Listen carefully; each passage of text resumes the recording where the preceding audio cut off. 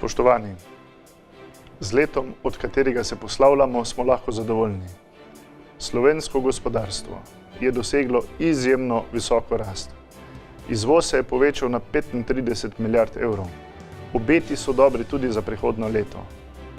V letu 2018 nas čakajo nove priložnosti in novi izzivi.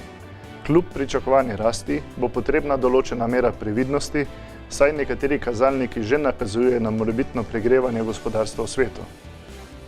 Ne glede na to, smo optimistični, še zlasti, če nam bo po volitvah uspelo uresničiti razvojno partnerstvo 2025, ki bi v Sloveniji prineslo nov razvojni zagon in stabilno poslovno okolje.